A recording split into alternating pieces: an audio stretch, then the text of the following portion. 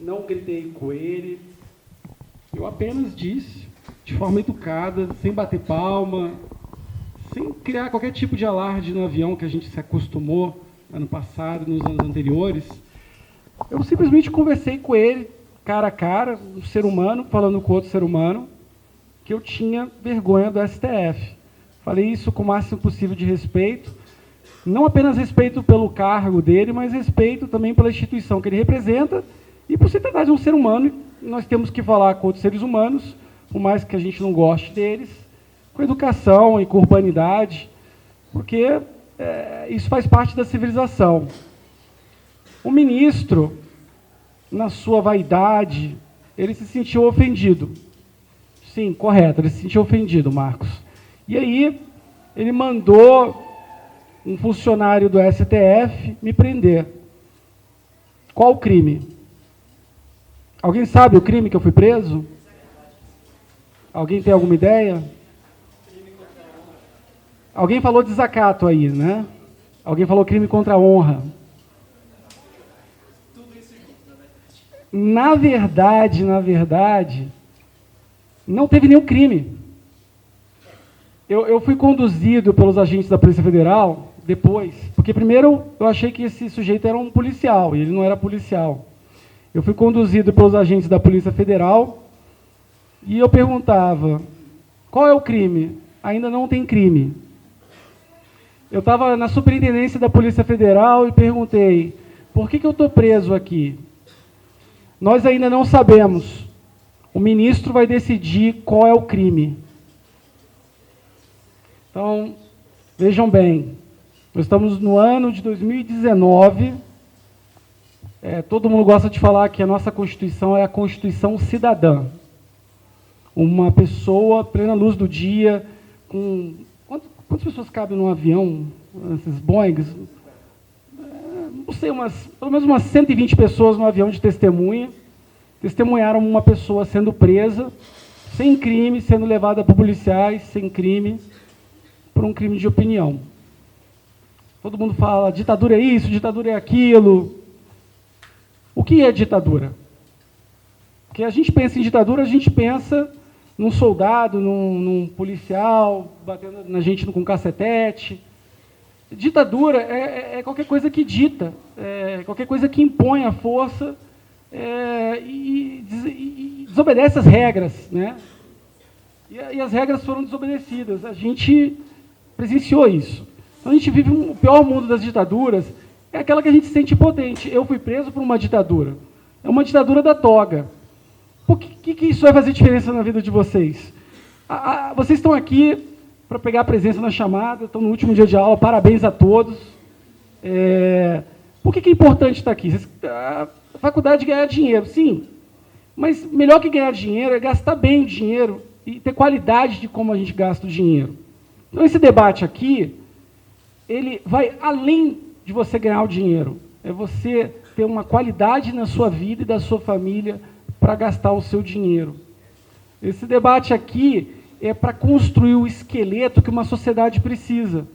Porque uma sociedade, para ela ser viril, para ela realmente ter força, ela ter sustento, ela tem que ter cultura, ela tem que conhecer o seu próprio poder.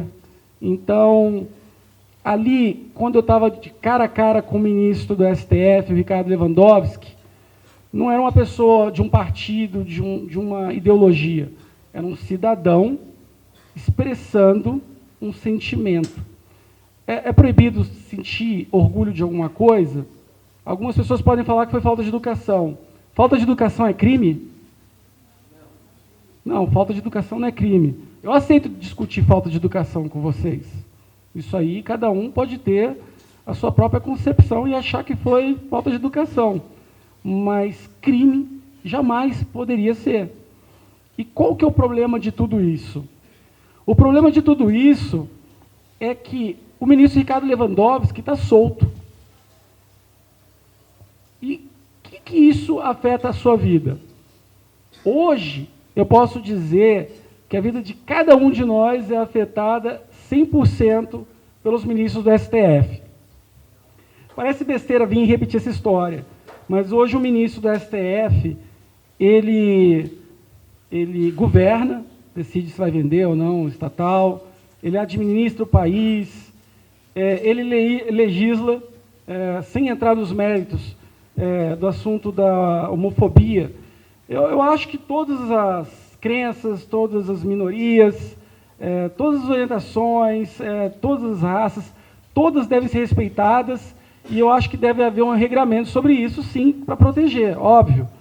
Agora, um juiz dizer o que é uma lei penal, e vindo justamente de juízes que a gente já notou, já comprovadamente são inaptos para isso, tanto do ponto de vista moral como técnico, isso é um perigo para toda a sociedade. Porque nada impede que o juiz não goste da sua cara, mas está preso. Porque, não sei, eu vou decidir. Eu vou decidir por que você está preso. Você fica na cadeia hoje, amanhã, e se você estiver vivo no dia seguinte, não se matar enforcado, aí eu falo qual é o crime para você. Então, os ministros do STF, eles fizeram isso. E aí fica aquela coisa. O que isso tem a ver com a minha vida? Tem tudo a ver. Vocês estão aqui fazendo faculdade. Vocês estão aqui querendo, vocês estão querendo galgar um degrau maior na sociedade. Vocês estão querendo um nível de produção e financeiro melhor.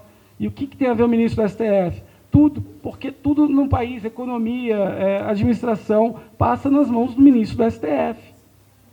Então, assim, eu perdi até o fio da meada de tanto que eu falei aqui, mas acho que foi uma introdução boa já para vocês, né? Então,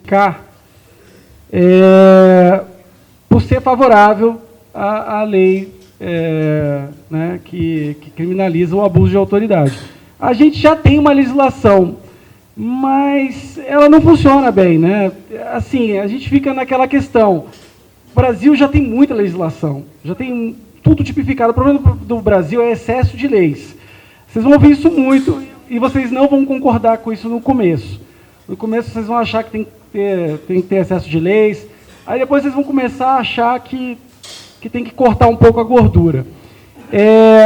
O que eu vejo com grande preocupação na questão do abuso de autoridade é porque me parece, né, eu tenho uma impressão que quem está encampando isso são pessoas que querem exterminar a Lava Jato. Eles não estão interessados realmente em abuso de autoridade, eles estão interessados no abuso de autoridade dos outros, e não no abuso de autoridade deles. Essa é a minha preocupação.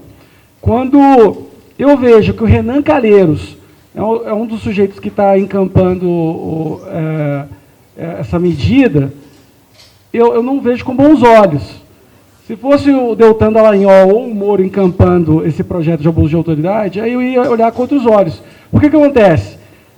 Você torna pífia e inócua a lei se você coloca um projeto de abuso só para um grupo e não para o outro. Todo mundo tem que responder. Quando eu fui tentar fazer o ministro Ricardo Lewandowski responder pelo que ele fez, eu fui atrás de tudo. Eu posso dizer para vocês com toda segurança que o ministro Ricardo Lewandowski pode entrar aqui e assassinar todos vocês e não vai acontecer nada com ele. Infelizmente, a realidade é dura. Mas a gente está falando de leis aqui, de ordem. Não existe nada. Não existe absolutamente nada. Ele só pode ser preso, assim, acredito, por crime inafiançável, sem... Como é que é? Crime inafiançável e em flagrante. Então, assim, é complicado. O máximo que pode acontecer é no Senado ele responder, né? Ele responder por crime de responsabilidade. Só que aí você tem a questão dos freios e contrapesos que não funciona no país. Porque o presidente do Senado não dá seguimento aos pedidos de impeachment dos ministros do STF, e os ministros do STF também fazem vista grossa para os inquéritos do presidente do Senado. E na questão de abuso de autoridade, para finalizar, sem entrar em todos os detalhes que eu não conheço, confesso, mas eu sei quem é que está encampando a questão, sim, se a gente quiser ter uma democracia, todos, sem exceção, têm que responder têm que ser responsabilizados pelo que fazem. O nome disso no sistema norte-americano é accountability. Ninguém pode ficar acima da lei. Se você tem uma pessoa acima da lei, uma única pessoa acima da lei, você já não está vivendo uma democracia. Por isso que eu digo que aqui no Brasil, a gente não tem uma democracia plena. A gente tem um sistema com características democráticas. E isso é bem diferente. E a gente vive uma imensa ilusão por achar que a gente vive uma democracia nesse país. E isso acarreta muitos problemas no nosso dia a dia, na nossa vida. Por isso que iniciativas que nem essa, só de vocês estarem aqui sexta-feira, independente de ganharem uma presença ou não, isso aqui é uma coisa que vai mudar a sua vida. Porque vocês podem ser ricos, vocês podem ter todo o dinheiro do mundo, mas se vocês não tiverem cultura e não souberem o poder do que é ser cidadão, vocês sempre vão ser escravos. A única diferença é que vocês vão ser escravos com o dinheiro. Mas vocês vão ser escravos. Porque esse país, no final das contas, ele quer escravos, ele não quer cidadão. Esqueçam sobre a Lei Áurea, esqueçam sobre essas coisas. Vamos pensar em termos práticos. Esse país, ele quer o cidadão desarmado. Ele quer o cidadão desarmado do ponto de vista de raciocínio, de ser cidadão. Ele não quer um cidadão. Porque quando você tem um cidadão, você tem uma cobrança, você tem responsabilização. É uma arma. Ninguém quer arma. Querem escravos e súditos. E é isso que a gente vive nesse país. A gente vive uma escravidão moderna. A gente trabalha para uma máquina de moer gente. Porque, assim, você pegar... quem trabalha no plano piloto, por exemplo, pegar e perder 4 horas do dia para ir para o plano e vir para cá, isso não é vida, isso é escravidão. Olha, isso é revoltante. Eu moro lá no Lago Sul. Mas, assim, o que eu estou querendo dizer é o seguinte, eu moro no Lago, e por que você está incomodado com isso? Eu tenho todo incômodo. Isso me incomoda, isso me irrita, entendeu? Isso me irrita profundamente. Eu fico irritado, é sério, eu fico irritado. Porque as pessoas, eu não sei como esse país é tão calmo, tanto absurdo. Porque dinheiro tem, o Brasil é rico. Então, assim, tem alguma coisa errada acontecendo. O dinheiro que devia estar sendo construído para ter um sistema de transporte público bom, que tire menos tempo do trabalhador, não está chegando até lá. Quando eu viajo, quando eu faço uma viagem para o exterior, o que eu mais gosto é de pegar ônibus e pegar metrô. Eu adoro. E economiza dinheiro também. Pô, e conforto, você vai sentado, sem ter que se preocupando com o trânsito nem nada. Assim, e a gente paga caro. Não pensem vocês que o Brasil é um país barato. Isso aqui é um país caro. É caro em todos os sentidos. Vocês pagam muito caro em imposto. Vocês pagam, assim, e não tem nada de volta. Não tem absolutamente nada. Então, isso aqui é para armar vocês. Isso aqui é porque eles têm medo da gente armado. Da gente armado aqui, ó. E quando a gente está armado aqui, a gente exige mais e o sistema todo ruim. E depende desse diálogo, dessa atenção de vocês. O poder está todo com vocês. E eu fico assim, eu fico olhando as coisas acontecendo e eu fico, como essa população não entrou em erupção ainda, com tanto problema e com tanta coisa errada acontecendo? É um povo muito bom. O povo brasileiro é maravilhoso. Porque está caindo meteoro e a galera está ouvindo um pagode, comendo um churrasquinho e curtindo o que é bom da vida.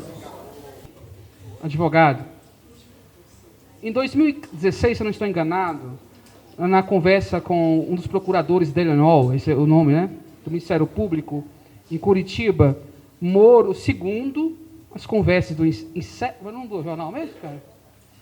Intercept, muito bem. Inclusive, tem até uma audiência com ele agora na Câmara, com o jornalista, né? Eu dei uma olhadinha lá, mas achei muito vago aquilo ali. Mas vamos lá. Segundo alguns juristas internacionais, dizem que o Sérgio Moro invadiu e também ultrapassou a palavra limites do magistrado. Como o senhor vê essa questão? Você acha que o Sérgio Moro ultrapassou esses limites sem partidarismo, com imparcialidade e sem meias-verdades? O Sérgio Moro, ele ultrapassou esse limite do magistrado? Ele foi imprudente? Ele foi antiético? Ou para o senhor é tudo normal um juiz bater um papo com o procurador e aconselhar o procurador segundo essas conversas? Qual o seu posicionamento sobre o comportamento do ministro, então, juiz Sérgio Moro? Bom, essa é uma pergunta, eu acho que vocês podem seguir o exemplo e pegar perguntas difíceis assim. Primeiramente, o que é normal no Brasil? Tudo. Tudo. Então, assim, o que eu me habituei a ouvir em termos de relação entre juiz, ministro, com outros operadores do direito, é pura promiscuidade. Promiscuidade. Esses diálogos, o que eu li do Sérgio Moro, falando com o procurador da República, o Deltan Dallagnol, é coisa assim, nível família católica puritana. Então, assim, esse é o aspecto subjetivo aqui, é a conversa, assim, um ponto de vista de bate-papo. Do ponto de vista técnico, primeira coisa, para eu considerar isso como prova, eventualmente, eu não vi nada demais, né? Agora, se eu fosse considerar como prova, a primeira coisa é ser periciada. São provas que têm que ser periciadas. Nada que não tiver nos autos, não for periciado, você pode dizer que é uma prova. Desculpe aqueles que queriam, porque queriam soltar o Lula com isso, lamento, desculpa. Mas prova tem que ser periciada e tem que ter fatos realmente assim, significativos que façam a nulidade, e sim, é possível anular algumas coisas, provavelmente, por uma análise, né? Porque uma prova, mesmo que seja ilícita, tenha sido captada por meios ilícitos, ela pode ser usada em favor do réu, não contra. Aquela teoria da árvore envenenada. Contra, você não pode usar realmente provas ilícitas. Mas a favor, sim, você pode. Agora, eu não fiz uma análise para saber até onde e qual nulidade você pode salvar o Lula ali da prisão. E assim, o que mais eu falo a respeito desses diálogos? Foram diálogos criminosos, tá? Supostamente pode ter sido um ataque internacional ao país. E o que isso influencia na sua vida? Tudo. Tudo porque a sua privacidade, se a privacidade do ministro da Justiça, que cuida da pasta de segurança nacional, que é uma pessoa que é amada que nem o Ayrton Senna, sofreu esse ataque, imagina a gente. Imagina que segurança a gente tem nas nossas mensagens. A gente está falando do cara que é mais amado, que é mais notório que o Bolsonaro, que é a pessoa mais notória hoje do país, é o Sérgio Moro. É o sujeito que abriu mão da vida pessoal e abriu mão da vida profissional dele, da pessoal, quando ele resolveu julgar os poderosos. A gente está falando aqui de fronteiras, a gente está falando de estratégia. Alguém joga War aí? Não, ninguém joga War, eu estou me sentindo velho. Mas, assim, mas é uma questão de estratégia internacional. Os russos são aliados da Venezuela, a Venezuela tem um projeto bolivariano, o Brasil está alinhado com os Estados Unidos, então existem muitos interesses além simplesmente da soltura do Lula. É basicamente isso. Desculpa falar tanto. Vamos maneirar um pouquinho, viu? Vou cortar mesmo. É preciso tomarmos cuidado com essa questão do patriotismo, e o irregular continua sendo irregular. É por isso que a esquerda fala também que Che Guevara foi patriota, fala que Dilma foi patriota. Está conosco presente aqui ao vivo o nosso secretário de Educação do município de Águas Lindas, que está aqui conosco. Eu queria chamar só para ter um papo rapidinho, vem comigo aqui, Deusimar Macedo. Vamos receber ele com palmas, com aplausos, por favor.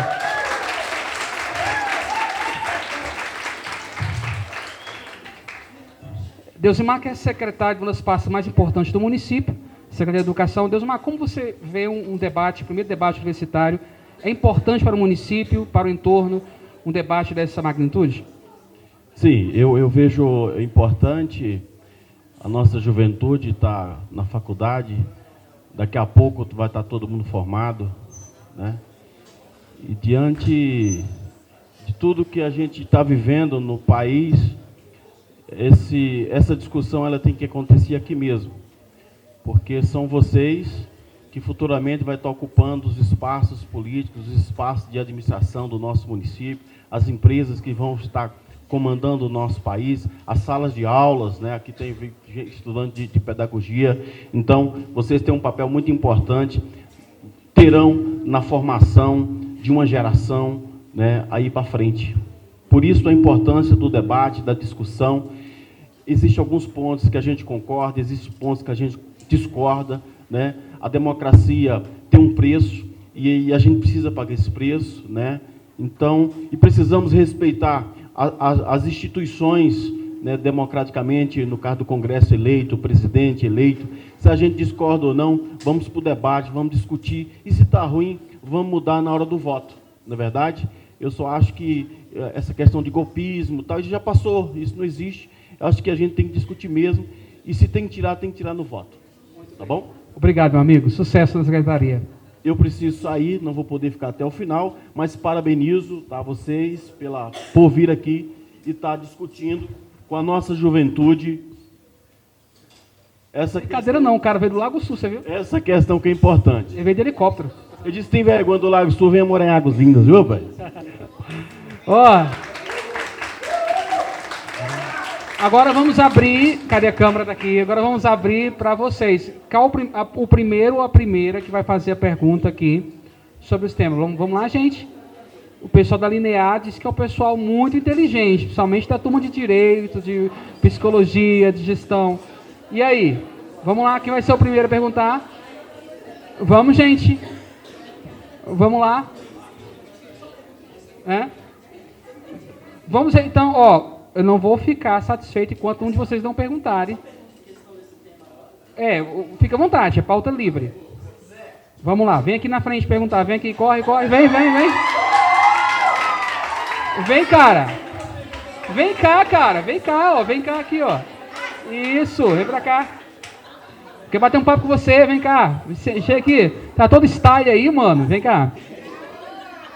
What's your name? Qual é o seu nome? Meu nome é Alex. Alex, pedagogia, né, cara? Então você vai ficar responsável por ensinar a galera, uma geração aí, hein? E os alunos vão confiar em você, o que você acha? Tem conteúdo para essa galera daqui um dia? Pergunta aí, pessoal, vamos lá. Eu estava falando o seguinte, eu queria saber se era relacionado ao tema direto que eles estavam comentando, porque aí eu já formulava uma pergunta, né? Mas no caso, como você falou que qualquer coisa assim relacionada dentro, então eu vou para uma pergunta. Cara, é porque realmente não formulei. Mas perguntando pra tu mesmo, Caiado, porque não. Pra você que falou que o STF é uma vergonha, que eu só lembro de você desse jeito. Que quando isso aconteceu, eu vi o vídeo e falei, caralho, que cara foda. Só que é o seguinte, sobre a questão da liberdade de expressão, que eu queria comentar. Na minha linha de raciocínio, quando você cria uma lei para, digamos, sobrepor uma outra lei, você acaba criando como se fosse remendos. Você acaba remendando o tempo todo, e aí, como você mesmo falou, vira uma bagunça constitucional, uma bagunça de leis, e a gente nem sabe mais para onde que vai. A insegurança jurídica fica enorme. No meu caso, que eu estava pensando, não seria melhor revogar leis ou deixar as leis um pouco mais objetivas? Porque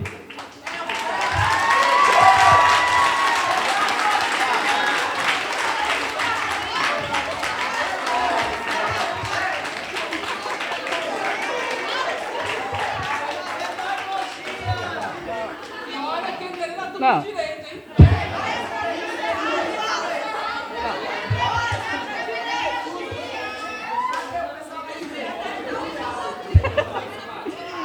É porque, no meu caso, a minha posição, na verdade, eu sou libertário. Por isso que eu também curto o que você fez com o Lewandowski, eu curto o movimento Brasil Livre, porque, no final, está todo mundo lutando pela liberdade. Então, no caso, leio Hayek, leio aquelas pessoas, aqueles filósofos chatos, e, sim, quando você centraliza e coloca um monte de leis, assim, dentro dos próprios caras, é que nem se fala, assim, você falar para um bandido se regrar, falar, não, quer limitar sua força? Você mesmo limita sua força. E aí vai lá o Lewandowski e coloca atentado à honra, crime de injúria, esses negócios. Teria que ter uma lei objetiva que mostre que você tem o direito de falar o STF é uma vergonha. Tem que ter uma lei específica para falar que você é livre para poder falar isso. Porque a liberdade de expressão é a liberdade da má educação também, né? Se quiserem considerar que foi uma má educação. Então, a minha pergunta, no caso, é isso mesmo. Não seria melhor revogar ou criar uma lei objetiva para esse tipo de situação? Vou nem falar mais, eu vou falar mais.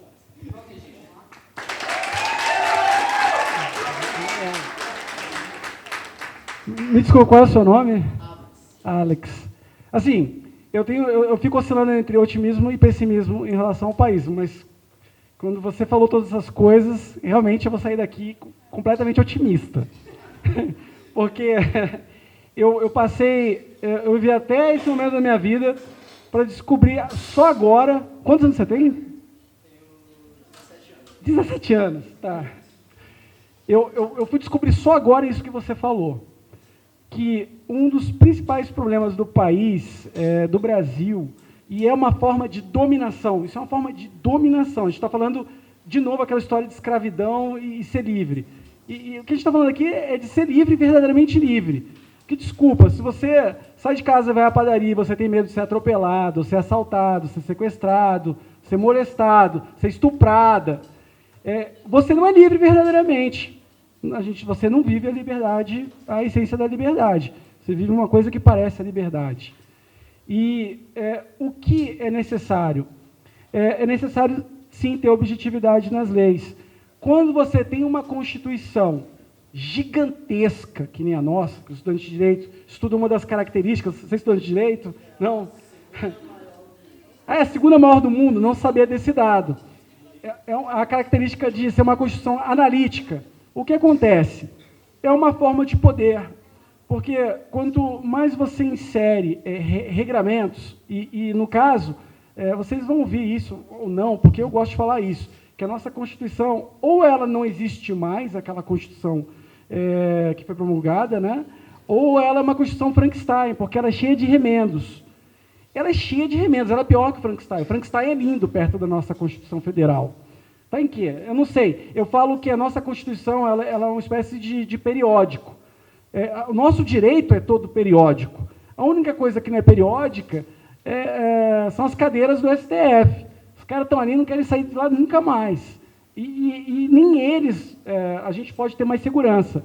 Porque o Gilmar Mendes, por exemplo, ele tinha um posicionamento, e aí quando a coisa começou a ir para o PSDB, ele mudou o posicionamento dele, por exemplo, em relação à prisão antes do trânsito em julgado.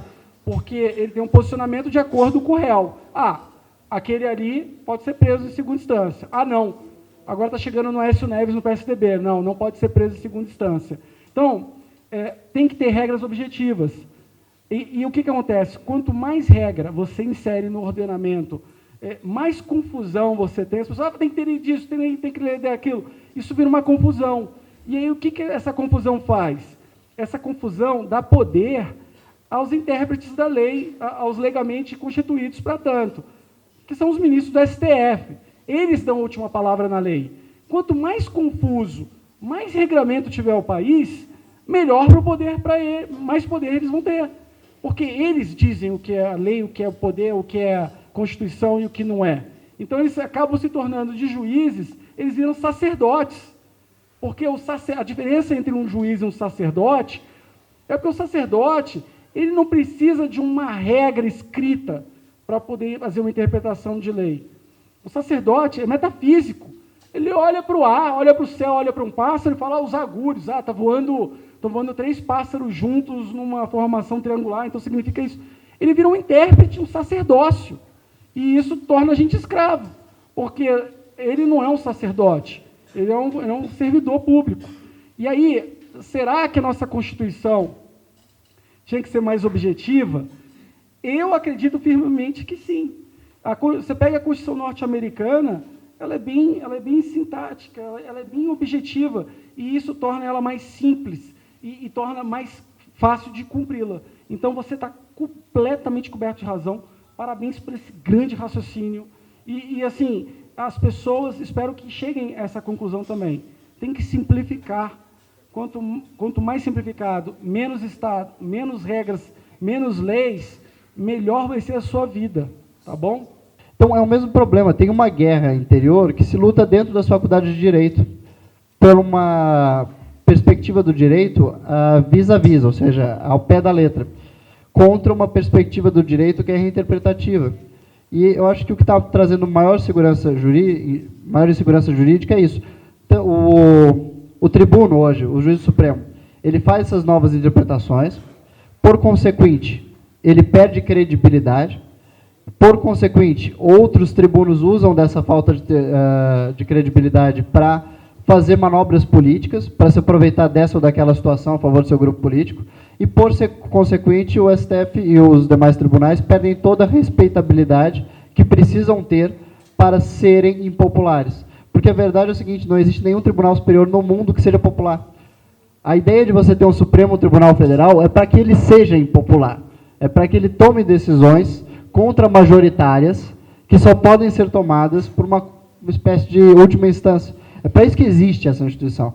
Só que quando ela não tem o respeito, porque ela atua de um jeito numa ocasião e de outro jeito em outra ocasião, aí ela não consegue manter a credibilidade necessária para ter, digamos assim, essa impopularidade, só que com fundamentos. Então, o nosso caso é o pior dos dois mundos, porque de fato, não é só o STF, os tribunais todos são assim, ninguém leva a justiça a sério no Brasil, porque ela não se leva a sério. Eu acho que as pessoas ficam indignadas com questões polêmicas. Tem que dar o habeas corpus para não sei quem, soltou o bandido X, ou legalizou a homofobia. Mas o problema é um pouco mais profundo. O problema é que a justiça está descredibilizada, então mesmo que alguma dessas decisões fosse acertada, ela já não tem mais o calcanhar para fazer esse push, entendeu? Ela já não está mais numa posição para tomar uma decisão impopular e ser respeitada. E esse é o problema, é um problema que nasce na academia, nasce nas faculdades de Direito, e que no final acaba em termos um Barroso da vida no STF, que é um neoconstitucionalista, que é uma dessas pessoas. Então, desculpa, a resposta foi meio longa, mas é que o problema é interessante. Parabéns pela resposta. Eu sinto que vem se aprofundando a cada etapa que passa, né? Começou com um Edson, qual é o nome do rapaz ali que perguntou? Isso, Alex perguntou, e eu sinto assim, aconteceu com você, o Cristiano, cidadão instruído, graduado, que notoriamente mora no Lago Sul, vive de um padrão de vida diferente dos demais brasileiros. Nosso país é um país de grandes facetas sociais, que apresenta uma disparidade econômica enorme entre os seus cidadãos. Então, se foi difícil para você buscar direitos, buscar as suas respostas na justiça, imagine para um cidadão comum, imagine para um pai de família trabalhador, que sobrevive mensalmente com salário mínimo, uma ração mínima. Então, a questão da justiça no país deve ser discutida culturalmente, não só dentro da sua legalização, até porque a nossa Constituição, e aí eu entro em defesa da Constituição Cidadã de 88, ela é muito rica em direitos e deveres. Mas por quê? Por qual motivo as grandes autoridades públicas, os grandes políticos, os grandes poderosos desse país fazem o que fazem da maneira como querem e não são penalizados por isso? E quando um cidadão simples busca recorrer por conta de uma nota fiscal, porque foi lesado num supermercado, num comércio, não consegue. Ou seja, há uma diferença no tratamento das pessoas. É uma questão cultural. Nós devemos começar a fazer valer o que está escrito. Essas emendas aí são meios, são atalhos para favorecer aqueles que já estão numa condição mais favorável que a maioria do povo brasileiro. Portanto, é obrigação nossa cobrar, é obrigação nossa nos manifestar diante dessas mesmas ditas cujas autoridades públicas um comportamento exemplar. O comportamento tem que ser deles. Quando a galera de direito aqui vai me ajudar muito. Em filosofia ética, moral, a gente aprende muito isso, que as leis elas são baseadas nos princípios daquela sociedade. Elas é formada de acordo com aquela sociedade, né? Antigamente era lei de talião, não é isso? Dente por dente, olho por olho, não é isso? Então, a sociedade, a civilização foi avançando a ponto de deixar isso para trás e entender que cada indivíduo tem o seu valor, cada indivíduo deve ser respaldado e deve ser visto de maneira igual perante a justiça. Não importa se você é de classe A, classe B ou classe C, se você é branco, preto, rico ou pobre. Deve ser esse o posicionamento da justiça brasileira e não é o que ocorre. Então, acredito, claro que de muita importância se pensar numa lei mais objetiva, se pensar em revogar esses atalhos para favorecer essas pessoas. Mas também é de extrema importância começar a se posicionar em relação ao modo como essas pessoas operam. Porque não adianta ficarmos modificando papel de um lado para o outro, rasgando carta, criando lei, criando atalho, criando emenda, sendo que o comportamento dessas pessoas não muda e a impunidade continua imperando. Então, espero que a partir de hoje, a partir desse debate, a gente possa se posicionar diante de vereadores, diante de prefeitos, de secretários, de governadores, de ministros, de presidentes, e o que seja o que for. Nós somos ricos em direitos e deveres e devemos fazer isso valer. Tá certo?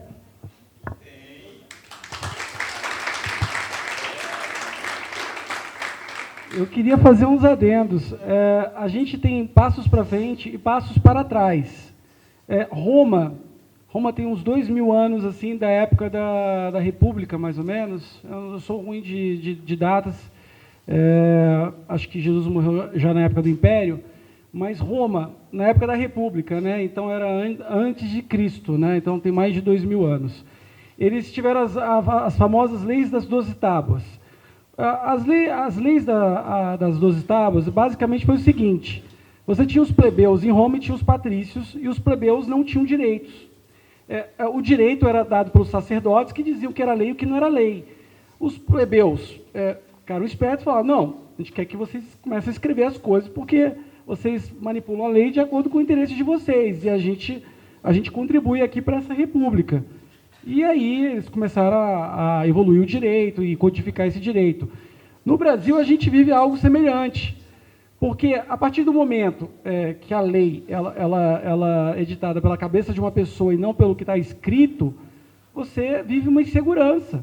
Assim, eu acostumei a ver no jornal, acho que você já deve ter visto também bastante ultimamente, golpe em casamento, que a empresa que vai fazer a festa da noiva, a empresa some com o dinheiro. Agora, eu tenho uma pessoa querida que juntou dinheiro. Ela juntou dinheiro assim a vida inteira para fazer um intercâmbio para fora, para o exterior, e a empresa de intercâmbio pegou o dinheiro todo e foi embora. Os caras pegaram todo o dinheiro de todo mundo. E assim, todo tipo de gente, sabe? Gente que juntou dinheiro a vida inteira, que deixou de fazer coisa, deixou de viver para isso. E sabe qual é o pior de tudo? Não vai dar em nada. Não vai dar em nada. Porque você abrir uma empresa e lesar as pessoas e fugir com o dinheiro é um negócio lucrativo no Brasil. E as suas chances de ter sucesso nesse tipo de estelionato são altíssimas. Por quê? Porque o sistema cultiva isso. Então, assim, a gente vive insegurança em todos, absolutamente todos, os níveis. O brasileiro, ele deixou de ser solidário porque a gente tem medo de prestar solidariedade para as pessoas. Nós somos um povo que todo mundo fala que é um povo alegre, amistoso, mas a gente tem medo de ajudar uma pessoa de noite a encher o pneu do carro dela, porque a gente tem medo de ser assaltado, de ser um golpe. Então, a nossa insegurança afeta a nossa vida em todos os sentidos. E isso é saúde também, né? Então, vamos continuando aqui, né? Vamos continuando com o debate. E agora eu vou entrar no assunto, em dois assuntos simples, né? Bem simples. Todo mundo, o Ian já sabe, já até me olhou ali meio de lá, já sabe, lá vem bomba, né? Não, bem simples. Escola sem partido, né? Uma das bandeiras que o MBL também já discutiu, inclusive dia 16 de junho agora, o Najib lá esteve discutindo no congresso do MBL, escola sem partido. E, voltando lá atrás um pouquinho à pergunta do Alex, a liberdade de expressão, de pensamento, né, é garantida no artigo 5º da Constituição, se não me salvo engano, no inciso 9º, que diz que é dado a liberdade de expressão, desde que não tenha o anonimato, etc. e tal. Bom, a gente usa isso constantemente porque toda autoridade ele se acha no direito de querer cercear o direito à liberdade de expressão. E é uma das pautas que o MBL, vocês, pessoal do direito, o MBL ele tem como seu pilar a liberdade de expressão. E eu acho que foi baseado nisso, o Ian Garcês vai falar para vocês, que fundamentou aí o movimento MBL e também a proposta a respeito da escola sem partido. Ian. Ok, só deixa eu ter um diálogo com o auditório. Quantos aqui já conhecem o projeto Escola Sem Partido, já ouviram falar? Tá, uma parte do pessoal. Então é o seguinte, esse projeto é o quê? Na prática, é um projeto no qual não se aplicaria para a universidade, se aplicaria para colégio do ensino médio e básico. É assim, haveria um cartaz nas salas de aula ou nas instituições educacionais, nas quais estariam colocados os direitos e deveres dos alunos. E de onde provém esses direitos e deveres? Esses direitos e deveres provêm da própria Constituição. São simplesmente inferências daqueles direitos constitucionais do aluno e do professor em sala de aula. Direitos e deveres para o aluno e para o professor. Então, como é que surgiu essa proposta? Um procurador da República, chamado Najib, ele começou a desenvolver esse trabalho há vários anos atrás, como uma campanha de conscientização pública pela perseguição que acontecia em sala de aula por professores ideológicos. Talvez você já tenha vivenciado isso, mas às vezes você tem um professor que é muito proselitista e demagogo. Ele chega na sala de aula e ele quer constranger o aluno que não concorda politicamente com ele, ou que é beneficiar o aluno que concorda politicamente com ele. Acho que muitos de vocês vivenciaram isso, eu vivenciei isso. E isso começou lá atrás como uma campanha de conscientização. A campanha não estava ganhando muito ação motriz, ela não estava ganhando muito espaço ainda na época. Então se decidiu converter o projeto num projeto de lei, com essa ideia de que nós colocaríamos os direitos e deveres dos alunos nas paredes dos colégios, e assim conscientizaríamos a relação que acontece em sala de aula. E a coisa começou a se debater em todas as câmaras de vereadores, assembleias estaduais e Congresso Nacional, e aí começou muita debate esquerda e direita. Porque a esquerda começou a retratar o projeto como se fosse uma espécie de lei da mordaça. Tantos outros aí. Bem, em relação à escola sem partido, eu sou um pouco controversa em relação o que ele enfatizou, o fato de ter um banner ou um cartaz, o que seja, numa sala, parece sim como uma mordaça. Aliás, nós estivemos com o Miguel Najib no programa Imparcial, né, e ele relatou todas essas questões. Embora eu tenha votado nesse gestor agora, né, mas eu tenho as minhas conclusões, eu tenho as minhas perspectivas e os meus pensamentos em relação a isso.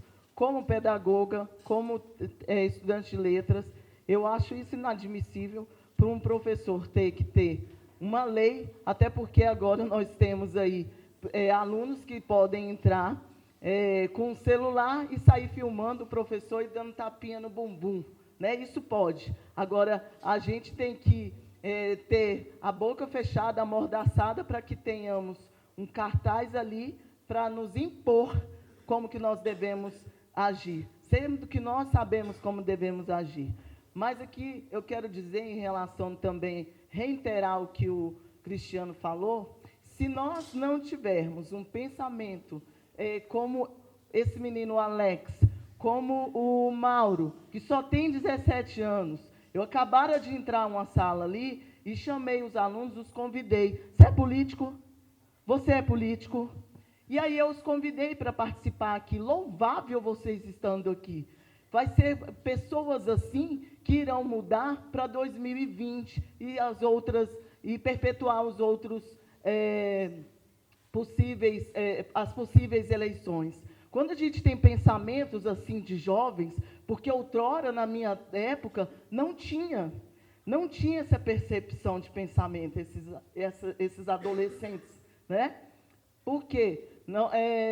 Não existia a oportunidade que vocês têm hoje. Eu tenho idade aqui para ser mãe de alguns aqui, né? E hoje vocês têm a oportunidade que outrora eu não tive. Meu pai tem 72 anos e faz o 8º semestre de Direito. Então, agarrem para vocês galgar êxito e ter um pensamento assim como esses meninos. Como eu enfatizava, eu entrei ali na sala os convidando para vir e disse, eu mencionei o nome deles, né? E, não gosto desses políticos. Opa, peraí, então você precisa ir lá para você se reiterar o assunto, porque eles não são políticos, né? Então, assim, gente, causas assim que a gente tem que estar mais agregado aos acontecimentos. E eu não quero falar muito da Escola Sem Partido com vocês, até porque ele explanou muito bem, mas eu quero perguntar, qual a perspectiva de vocês em relação a 2020, em termos do cunho das eleições? Deixa eu fazer um comentário sobre Escola Sem Partido, porque a gente defende o projeto. Então, é o seguinte, bem, de fato, um dos maiores problemas da educação brasileira hoje é a falta de credibilidade, de respeito que o professor tem em sala de aula. Todo mundo sabe disso. Nossa, eu tô falando muito alto nesse negócio, né? As caixas de som são muito poderosas também. Eu preferia falar... Desculpem. Tá, é o seguinte, em relação a esse projeto, um problema enorme do Brasil com a falta de respeito que o professor tem em sala de aula, em tudo quanto é região de risco, regiões de interior, etc., você tem um problema gravíssimo de violência contra professores, etc. E é uma preocupação nossa não permitir que um projeto como esse pudesse agravar isso. Mas as pessoas fazem talvez uma certa confusão, porque existe uma versão desse projeto que propõe colocar entre as instruções de direitos e deveres que você possa gravar o professor em sala de aula. Só que o fato é que esses direitos e deveres não estariam criando esse direito. O aluno ele tem o direito de gravar o professor em sala de aula, tal como é a lei hoje. Você tem um ambiente público e espaço público. É seu direito gravar o professor, caso você entenda que assim deve fazê-lo. Só que a gente achou até melhor não colocar isso na versão do projeto que a gente defende, porque senão a gente estaria talvez incentivando aquele aluno que quer causar constrangimento a ir lá e se justificar através do cartaz para poder ficar constrangendo o professor desnecessariamente, com gravações, etc. Então, assim, temos que, na política, ser sempre democráticos, maleáveis e agregadores. A gente tem que buscar não prejudicar nem um lado nem o outro. A gente deve proteger o aluno, que às vezes é perseguido em sala de aula politicamente, mas a gente tem que se preocupar também com o professor que está lá para trabalhar e ensinar, é um trabalho muitíssimo importante. Segundo ponto. Qual a perspectiva de vocês em relação às eleições de 2020? Muito obrigado. Bem, o MBL vai estar construindo candidaturas como sempre faz. A gente é um movimento de voluntários. Se você quiser entrar para o MBL, você pode ser de qualquer partido, desde que não seja do PT, concorde minimamente com nossos valores e tal, né? Mas assim, você pode ser de qualquer partido, você pode querer ser candidato ao que você bem entender, e o MBL é um movimento de voluntários. Se você acreditar nos nossos conceitos e valores, você pode entrar no MBL e, quem sabe, ser candidato pelo movimento. Só precisa convencer o resto dos militantes da sua cidade a te apoiarem, o que é natural. Então, nós não somos um grupo que vai estar participando das eleições, vai estar apoiando candidatos, queremos ter muitos candidatos próprios em tudo quanto é cidade, e vamos estar fazendo esse trabalho de modo independente, sempre com quem quiser trabalhar com a gente. Bom, opa!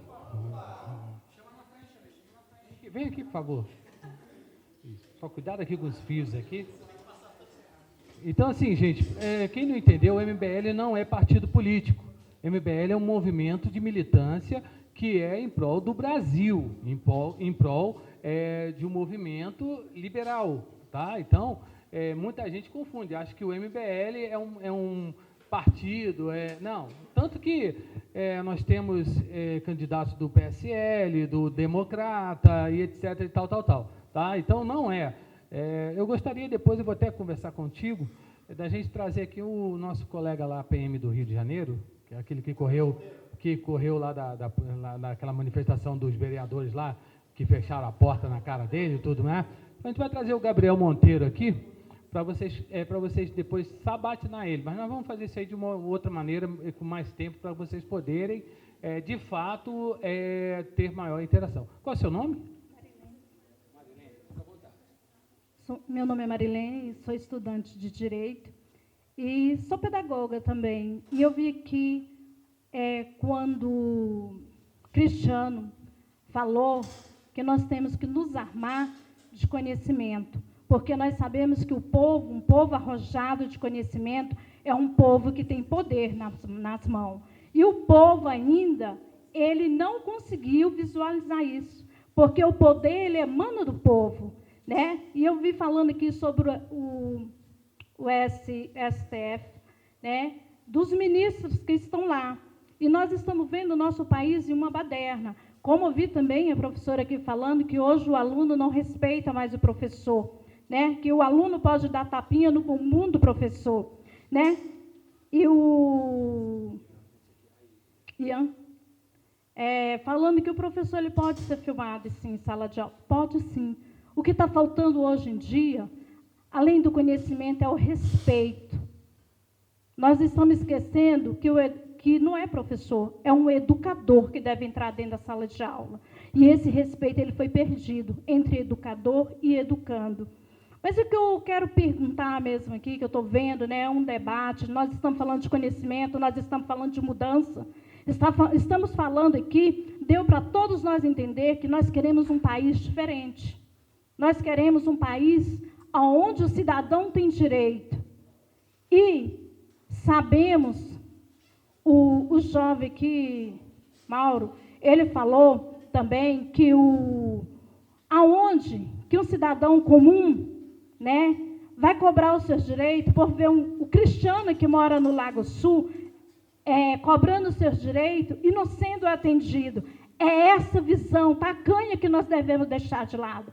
Porque o direito que o cristiano tem, o cidadão comum também tem. A partir do momento que o cidadão comum passar a acreditar em si mesmo e conhecer os seus direitos, essa visão tacanha ela vai mudar. E hoje, como está nesse debate, eu pergunto para o cristiano, o que, na sua visão de advogado, conhecedor do direito, morando lá no Lago Sul, na minha visão, a diferença é que você tem condição de morar no Lago Sul. Nós moramos aqui, mas o caráter, a condição, o conhecimento, ele é o mesmo, desde que você se dispõe a buscar. Mas qual é a solução? Que hoje, como profissional do direito, você vê nesse país tão bagunçado, e como você mesmo disse, o Sérgio Moro, como se diz, ele foi endeusado, porque ele mudou uma condição política. Ou seja, aquele que ofereceu tudo, depois ele mesmo puxou e a gente vê hoje ele atrás das grades. Mas que solução você apresenta hoje?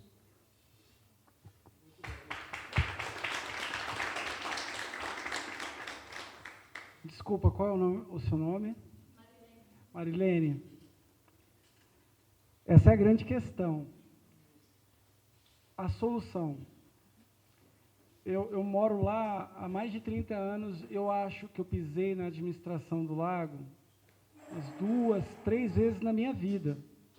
Tem um lugar lá do lado da administração que sempre que chove vira um poço, onde carro não passa.